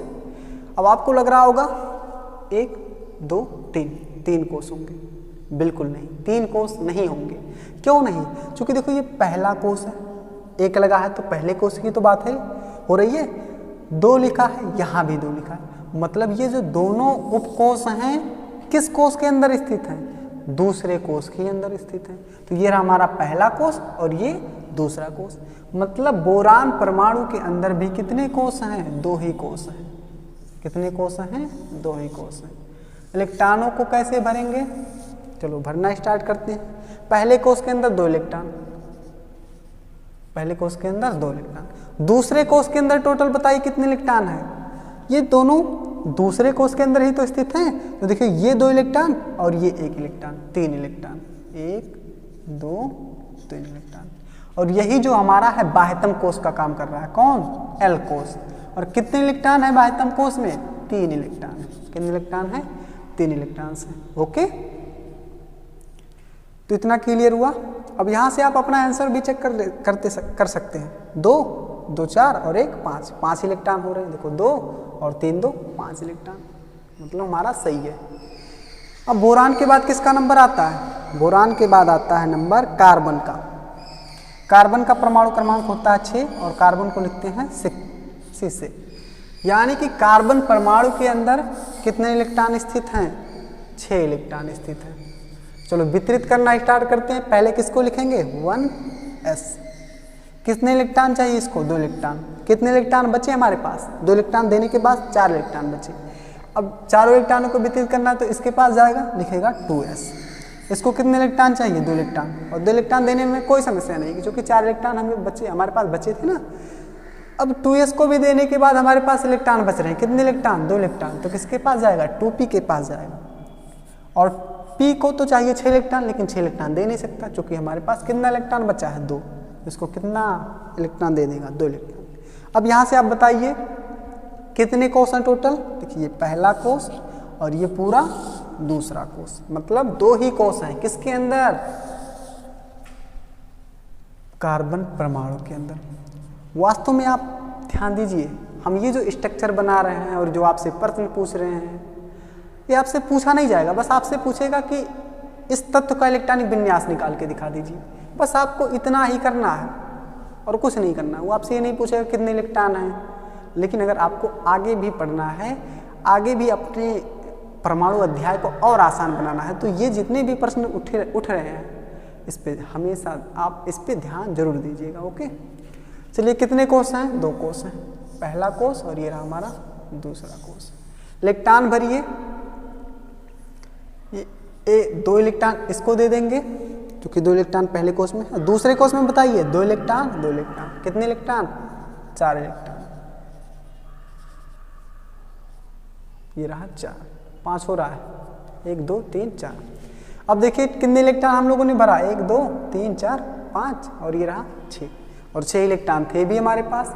तो 2 कोष थे, उन कोषों में इलेक्ट्रॉन भर लिए। अब अंतिम कोष का काम कौन कर रहा है, यही कर रहा है, दोबारा यही कर रहा है, एल कोष। कितने इलेक्ट्रॉन हैं, 4 इलेक्ट्रॉन, मतलब कार्बन परमाणु के अंतिम कोष में होते हैं 4 इलेक्ट्रॉन। टोटल कितने कोष होते हैं, 2 कोष होते हैं। ओके, तो इतनी चीजें आपको क्लियर हो गई होंगी। क्या इसके आगे आप इलेक्ट्रॉनिक विन्यास निकाल सकते हैं, बिल्कुल आप निकाल सकते हैं। सेम वही प्रोसेस आगे भी और आ सकता है, तो इसको भी लेंगे, इसको भी लेंगे, इसको भी, ऐसे ऐसे आगे हम लोग बढ़ते जाते हैं। तो इतना चीज़ समझ में कोई दिक्कत बिल्कुल नहीं। अब देखिए हमने कोषों में इलेक्ट्रॉन को भरा, उपकोषों में भरा, लेकिन उसके अंदर कक्षक में इलेक्ट्रॉन किस प्रकार है इसको हमने नहीं देखा, इसको भी देख लेते हैं। तो देखिए पहला क्या है 1s, मतलब किस कोष की बात हो रही है, s कोष की बात हो रही है। s कोष में एक कक्षक होते हैं। क्या इसका कक्षक पूर्ण है? बिल्कुल, 2 इलेक्ट्रॉन, 1 इलेक्ट्रॉन और ये रहा हमारा दूसरा इलेक्ट्रॉन। अब देखिए दूसरा कोष है, दूसरे कोष के बाद दूसरे कोष के अंदर दोबारा s उपकोष आ गया, तो क्या बनाएंगे? एक ही कक्षक बनाएंगे, क्योंकि इसके अंदर एक ही अलमारी है। क्या दोनों इलेक्ट्रॉन इसके अंदर हैं? बिल्कुल है, 2 लिखा, 2 इलेक्ट्रॉन। अब देखिए p उपकोष आ गया, मतलब p कक्षक आ गया, और p कक्षक के अंदर कितने, मतलब p कक्षक आ गया। और आपको पता है कि p उपकोष के अंदर होते हैं 3 कक्षक, 1, 2 और ये रहा 3। अब इसके अंदर इलेक्ट्रॉनों को कैसे भरेंगे? अब आप ये सोच रहे होंगे कि ये पहला कक्षक, ये दूसरा और ये तीसरा कक्षक है। हमारे पास देखो p के अंदर कितने हैं? 2 इलेक्ट्रॉन, तो इसी को 2 इलेक्ट्रॉन देंगे। बिल्कुल ऐसा नहीं करते हैं हम लोग, करते हैं कि यहाँ सबसे पहले एक एक इलेक्ट्रॉन देना स्टार्ट करते हैं। पहले 1 इलेक्ट्रॉन इसमें भरेंगे, उसके बाद भी अगर इलेक्ट्रॉन है तो दूसरा इलेक्ट्रॉन इसी को नहीं दे देंगे, दूसरे कक्षक को देंगे, इसको दे देंगे। उसके बाद भी अगर इलेक्ट्रॉन है तो इसको दे देंगे, और उसके बाद भी अगर इलेक्ट्रॉन आ रहा है तो दोबारा यहाँ से स्टार्ट कर लेंगे। मतलब जब तक एक एक इलेक्ट्रॉनों से सभी कक्षक भर नहीं जाते तब तक हम दूसरे कक्षक में इलेक्ट्रॉन नहीं भरते। तो अगर इसके बाद भी इलेक्ट्रॉन है तो क्या करेंगे? दोबारा इसको देंगे, फिर उसके बाद है तो दोबारा इसको, फिर उसके बाद है तो इसको। इसी प्रकार हम कक्षकों में इलेक्ट्रॉन भरते हैं। जैसे हमारे पास ये कक्षक होता डी, कैसे भरेंगे? 1 2 3 4 5, पहले 1 इलेक्ट्रॉन, फिर दोबारा इसमें भी 1 इलेक्ट्रॉन, इसमें भी 1 इलेक्ट्रॉन, इसमें भी 1 इलेक्ट्रॉन। दोबारा भरना हो तो यहाँ से दोबारा start, 1 electron, 1 electron, 1 electron, 1 electron, 1 electron. इस प्रकार हम कक्षकों में इलेक्ट्रॉन भरते हैं। ओके, तो इस चीज़ पे ध्यान दीजिएगा।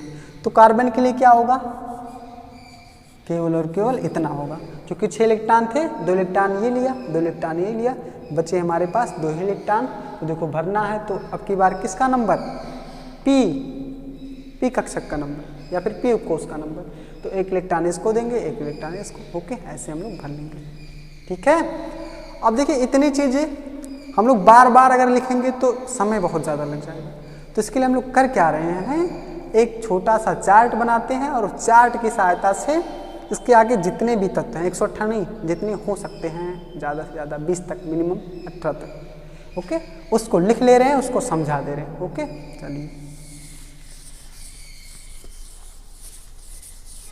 अब हम लोग कार्बन से आगे वाले परमाणुओं का इलेक्ट्रॉनिक विन्यास निकालेंगे।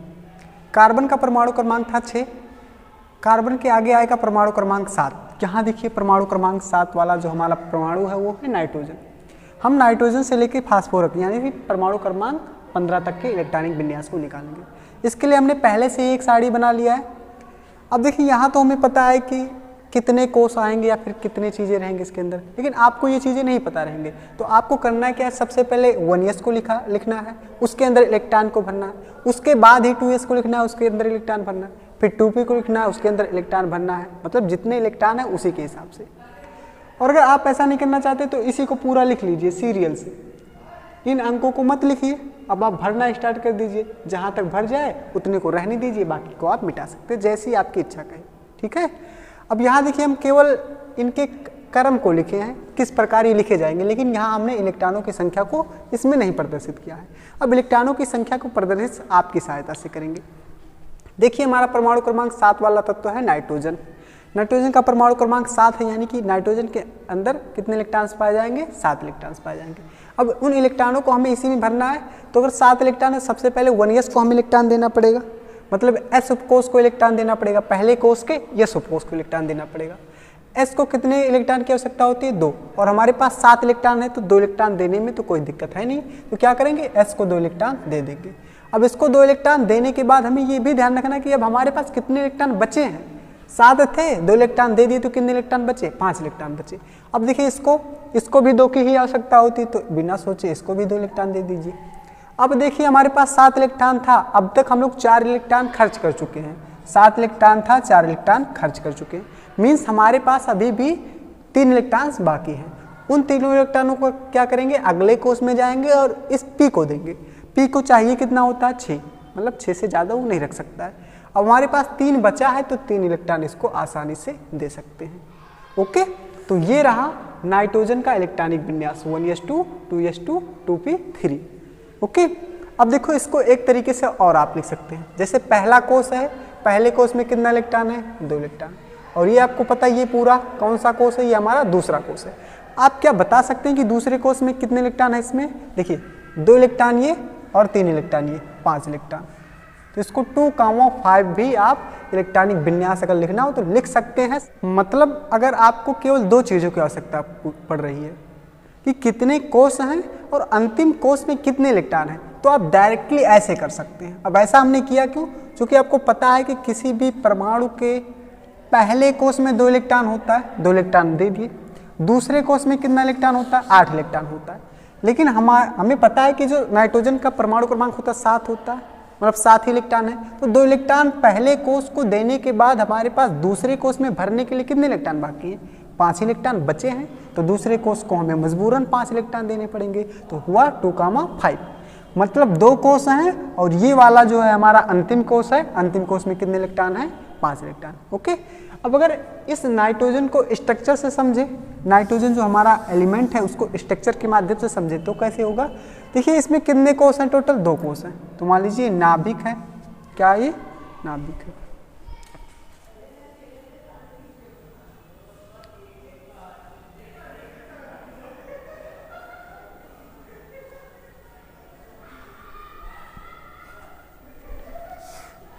देखिए मान लीजिए कि हमारा नाइट्रोजन का नाभिक है। आपने यहाँ इलेक्ट्रॉनिक विन्यास से ये देखा कि इस नाइट्रोजन के अंदर 2 कोष हैं, ये पहला कोष और ये हमारा दूसरा कोष। दूसरे कोष की बात नहीं, सबसे पहले पहले कोष की बात करते हैं। पहले कोष में कितने इलेक्ट्रॉन है, इसमें 2 इलेक्ट्रॉन है, तो 2 इलेक्ट्रॉन पहले कोष में भर दिए। अब दूसरे कोष को देखते हैं, दूसरे कोष में टोटल कितने हैं, देखिए दूसरे कोष ही है 2s और 2p, 2 इलेक्ट्रॉन ये और 3 इलेक्ट्रॉन ये, टोटल 5 इलेक्ट्रॉन, 1 इलेक्ट्रॉन 2 इलेक्ट्रॉन 3 4 और ये रहा 5।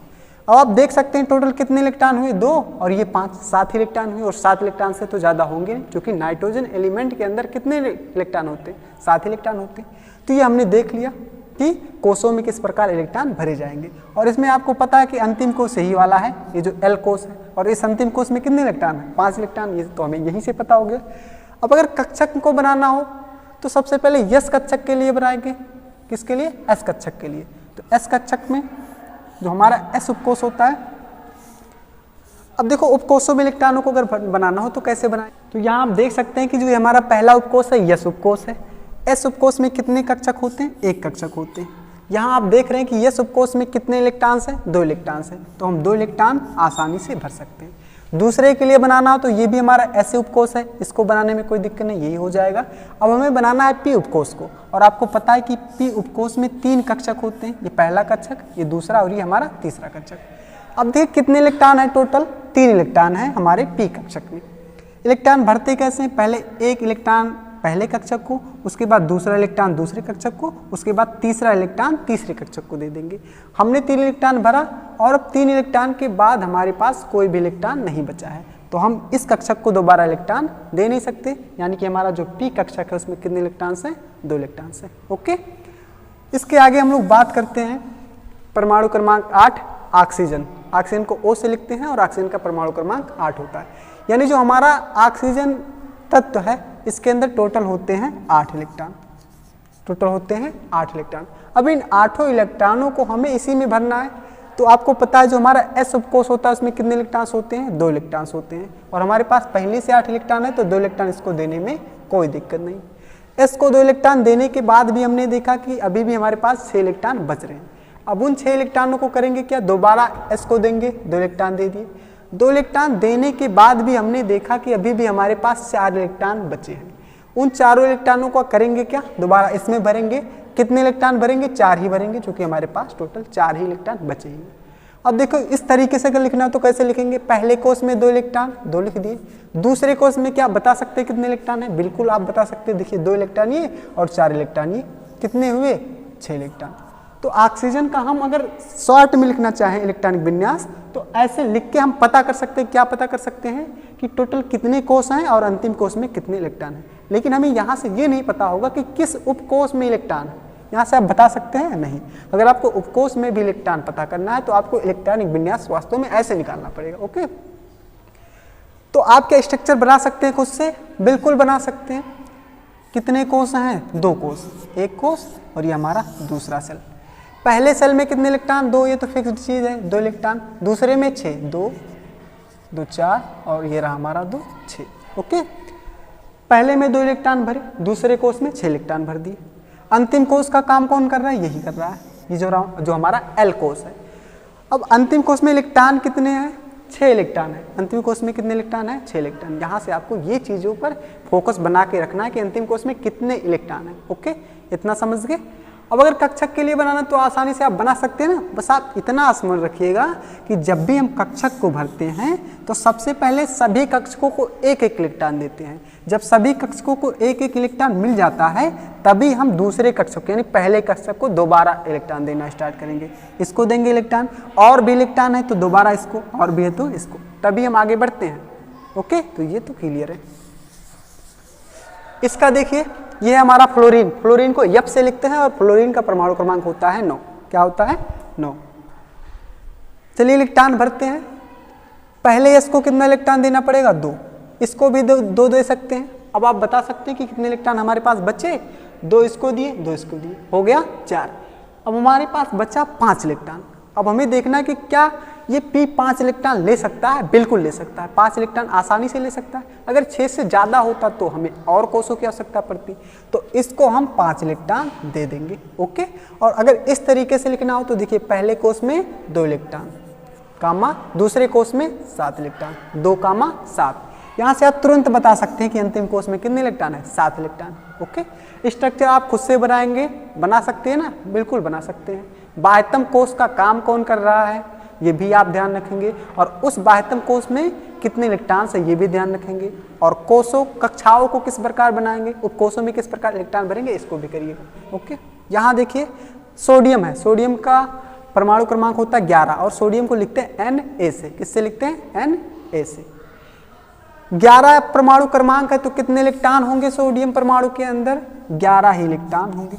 चलिए इस 11 इलेक्ट्रॉन को इसमें भरते हैं। अच्छा ये हमने कहाँ से लिखा ये तो समझ रहे हैं, यहीं से हमने इसको बस नोट डाउन कर लिया है। ओके, एस उपकोष को कितने इलेक्ट्रॉन चाहिए, 2 इलेक्ट्रॉन। 2 इलेक्ट्रॉन बिना सोचे समझे दे सकते हैं, हमारे पास 11 इलेक्ट्रॉन है, करेंगे क्या, इसको भी 2 इलेक्ट्रॉन और इसको भी 6 इलेक्ट्रॉन दे दिए। 2 2 4 और 6 4 10। अब बताए हमारे पास कितना इलेक्ट्रॉन बचा है, 11 इलेक्ट्रॉन था, 10 इलेक्ट्रॉन हम लोग वितरित कर चुके हैं, यानी कि हमारे पास 1 ही इलेक्ट्रॉन बचा है। मतलब इसको देने के लिए हमारे पास केवल और केवल 1 इलेक्ट्रॉन है। ओके, कर सकते हैं आप। अंत में अपना आंसर भी चेक कर सकते हैं कि हमने सही किया। देखिए 2 तो 4, 6 4 10 और 1 11 इलेक्ट्रॉन हो ही रहे और 11 इलेक्ट्रॉन थे भी। अब देखिए इसमें टोटल कितने कोष हैं, टोटल कितने कोष हैं ये हमें समझना होगा। यहाँ आपको पता है ये हमारा पहला कोष चूंकि 1 लिखा है, और देखिए इन दोनों के पहले P और S के पहले 2 लिखा है, मतलब ये दूसरे कोष की बात हो रही है। लेकिन यहाँ देख रहे हैं आप लोग S के पहले क्या लिखा है, 3 ही लिखा है, मतलब किस कोष की बात हो रही है, तीसरे कोष की बात हो रही है। किस कोष की बात हो रही है, तीसरे कोष की। मीन्स जो हमारा सोडियम परमाणु है, सोडियम तत्व है, उसके परमाणु के अंदर कितने कोष पाए जा रहे हैं, 3 कोष, पहला कोष, दूसरा कोष और तीसरा कोष। अब इसको हमें इस मॉडल में लिखना तो कैसे लिखेंगे, पहले कोष में कितने इलेक्ट्रॉन हैं, 2 इलेक्ट्रॉन, दूसरे कोष में देखिए 2 ये और 6 ये, कितने हुए 8 इलेक्ट्रॉन। इसमें बताइए तीसरे कोष में कितने इलेक्ट्रॉन है, 1 इलेक्ट्रॉन। स्ट्रक्चर कैसे बनाएंगे समझ पा रहे हैं। इसमें देखिए अंतिम कोष का काम कौन कर रहा है, ये हमारा तीसरा कोष। अंतिम कोष में कितने इलेक्ट्रॉन है, 1 इलेक्ट्रॉन। स्ट्रक्चर भी देख लेते हैं। जैसे ये हमारा सोडियम का नाभिक है, ये हमारा पहला कोष हुआ, ये हमारा दूसरा कोष हुआ और ये हमारा तीसरा कोष हुआ। इलेक्ट्रॉन कैसे भरेंगे, पहले को 2 इलेक्ट्रॉन दे सकते हैं चूंकि पहले कोष में 2 इलेक्ट्रॉन है भी। दूसरे में कितने इलेक्ट्रॉन है, 8, 1 2 3 4 5 6 7 8। तीसरे कोष में देखिए 1 इलेक्ट्रॉन है तो तीसरे कोष को 1 इलेक्ट्रॉन दे देंगे। मतलब जो हमारा अंतिम कोश है, बाह्यतम कोश है, आउटर मोस्ट सेल है, उसमें केवल और केवल एक इलेक्ट्रॉन है। ओके, समझ में आ रहा है। अब आप उसी प्रकार उपकोशों में भी इलेक्ट्रॉन भर सकते हैं। कक्षाओं में कैसे भरेंगे? कक्षक में, कक्षाओं में नहीं, कक्षक। अगला आप कर सकते हैं, देखिए अगला क्या है हमारा, अगला है मैग्नीशियम। मैग्नीशियम का परमाणु क्रमांक होता है 12। मीन्स मैग्नीशियम के परमाणु के अंदर कितने इलेक्ट्रॉन होते हैं? 12 इलेक्ट्रॉन होते हैं। कितने इलेक्ट्रॉन्स? 12 इलेक्ट्रॉन्स। अब इन 12 इलेक्ट्रॉनों का हमें वितरण करना है इन सभी में। पहले को 2 इलेक्ट्रॉन देने में कोई दिक्कत नहीं, इसको भी 2 इलेक्ट्रॉन देने में कोई दिक्कत नहीं। पी कितना इलेक्ट्रॉन मांगता है? 6 इलेक्ट्रॉन, इसको भी 6 इलेक्ट्रॉन देने में कोई दिक्कत नहीं। अब इसको कितना इलेक्ट्रॉन दे सकते हैं हम लोग? देख ले कितना इलेक्ट्रॉन बचा है। 2 ये 4, 6 4 10, यानी कि अभी भी हमारे पास 2 इलेक्ट्रॉन बचा है। तो यस को कितना चाहिए होता है? 2 इलेक्ट्रॉन चाहिए होता है। 2 से ज़्यादा बचता तो हमें और कोश की आवश्यकता होती है, लेकिन 2 बचा है तो 2 इसको दे देंगे, आराम से ग्रहण भी कर लेगा, कोई समस्या नहीं। इसको इस रूप में कैसे लिखेंगे? देखिए पहले कोश में, ये समझ में आ रहा है कितने कोश हैं? देखिए ये पहला कोश, ये दूसरा कोश और ये हमारा तीसरा कोश। मतलब जो हमारा मैग्नीशियम तत्व है उसके परमाणु के अंदर टोटल कितने कोश पाए जा रहे हैं? 3 कोश पाए जा रहे हैं। तीनों कोशों में इलेक्ट्रॉन समाहित है। पहले कोश में 2 इलेक्ट्रॉन, दूसरे में 8 इलेक्ट्रॉन और तीसरे में 2 इलेक्ट्रॉन, मतलब 2, 8, 2। स्ट्रक्चर कैसे बनाएंगे? खुद बना लेंगे। ओके, एल्युमिनियम, एल्युमिनियम को लिखते हैं Al से। एल्युमिनियम का परमाणु क्रमांक होता है 13। ओके, क्या होता है? 13 परमाणु क्रमांक है। मीन्स कि इस एल्युमिनियम तत्व के परमाणु के अंदर 13 इलेक्ट्रॉन है। इन इलेक्ट्रॉनों को भरेंगे कैसे? 2 इलेक्ट्रॉन इसको दिए, 2 इलेक्ट्रॉन इसको, 6 इलेक्ट्रॉन इसको भी 2 इलेक्ट्रॉन दे दीजिए, कोई दिक्कत नहीं है। आप बस वितरित करते जाइए, अंत में जाइए तो थोड़ा सोच लीजिए। 2 2 4 6 4 10 2 12, कितना इलेक्ट्रॉन बचा? 1 इलेक्ट्रॉन बचा। मतलब पी को देने के लिए हमारे पास कितना इलेक्ट्रॉन है? 1 ही इलेक्ट्रॉन। कितने कोश हैं? ये पहला कोश, ये दूसरा कोश, और ये देखो दोनों के पहले 3 लगा है, मतलब तीसरा कोश। मतलब जो हमारा एल्युमिनियम है इसके अंदर भी कितने कोश हैं? 3 ही कोश हैं। इसको इस मॉडल में कैसे लिखेंगे? 2, पहले कोश में 2 है, दूसरे में 8 है, 2, 8, और तीसरे में कितना? 2 1 3। तीनों को जोड़ेंगे तो 11 ही आएगा, सॉरी तीनों को जोड़ेंगे तो 13 ही आएगा। 2 8 10 10 3 13। अंतिम कोश का काम कौन कर रहा है? के। देखिए ये के है, ये एल है और ये है एम। मतलब एल्युमिनियम जो हमारा एलिमेंट है उसमें जो बाह्यतम कोश है उसका काम कर रहा है एम, और उसमें कितने इलेक्ट्रॉन है? 3 इलेक्ट्रॉन है। ओके, अब अगला नंबर है हमारा सिलिकॉन का। सिलिकॉन का परमाणु क्रमांक होता है 14। मीन सिलिकॉन तत्व के परमाणु के अंदर 14 इलेक्ट्रॉन है, 14 इलेक्ट्रॉन। इसको भरेंगे कैसे? इसको 2 इलेक्ट्रॉन देने के बाद बचे 12 इलेक्ट्रॉन, दोबारा एस को 2 इलेक्ट्रॉन देंगे, 2 से ज़्यादा नहीं देंगे। देखिए 2 लिखा है इसलिए ऊपर। पी को कितना चाहिए? 6 देने में कोई दिक्कत नहीं, चूँकि अभी हमारे पास 14 इलेक्ट्रॉन था। अब कितना बचा? 2 2 4 6 4 10। अब एस को दोबारा 2 दे सकते हैं, हो गया कितना? 10 और 2 12। अब इसको देने के लिए कितना बचा हमारे पास? 2 ही इलेक्ट्रॉन बचा है। पी उपकोश को हमें देने के लिए 2 इलेक्ट्रॉन बचा है। इस मॉडल में कैसे लिखेंगे? देखिए पहले कोश में 2 इलेक्ट्रॉन, दूसरे कोश में 8 इलेक्ट्रॉन, 2 ये और ये 6, 8 इलेक्ट्रॉन। तीसरे कोश में 2 2 4। अब इसको जोड़ेंगे 8 2 10 4 14 इलेक्ट्रॉन। अंतिम कोश का काम कौन कर रहा है? एम। ओके, अब इनके कक्षकों में इलेक्ट्रॉन किस प्रकार होंगे ये आप खुद से बना सकते हैं ना? बिल्कुल बना सकते हैं। अब देखिए हमारा जो अंतिम है इस लेक्चर के लिए इलेक्ट्रॉनिक विन्यास, इसमें वीडियो के लिए बाकी 118 तत्व हैं और 118 तत्व का तो इस वीडियो में करा नहीं पाएंगे, इतना समय है भी नहीं अभी कुछ। चलिए तो हम लोग बात करते हैं फास्फोरस की। फास्फोरस की परमाणु क्रमांक कितना है? 15।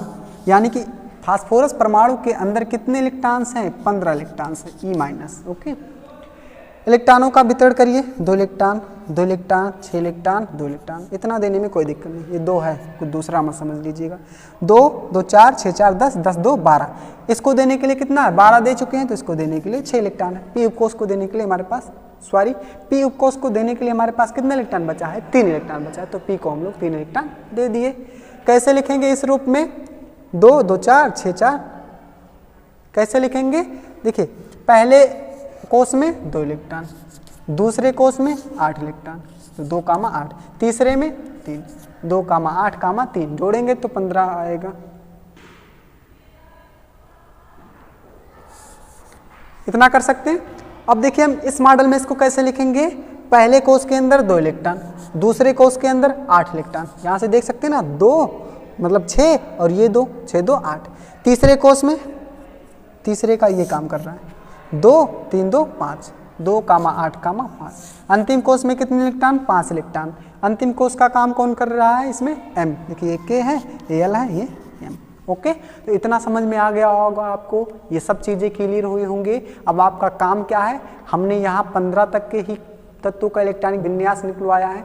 अब आपका काम है कि आप 15 से आगे लगभग 30 तक के, कम से कम 30 तक के परमाणु क्रमांक वाले तत्वों का इलेक्ट्रॉनिक विन्यास आप खुद से निकालेंगे। ओके, तो देखिए हमने बात किया था कि इस वीडियो में लोग संयोजकता की बात करेंगे, लेकिन इस वीडियो में संयोजकता की बात करेंगे तो वीडियो बहुत लंबा हो जाएगा और आपको लगने लगेगा कि बस फालतू की बातें हो रही है इस वीडियो में। ओके, तो हम लोग तुरंत मिलते हैं अगले वीडियो में, तब तक के लिए बाय बाय और जय हिंद। कमेंट में जय हिंद जरूर लिखिएगा।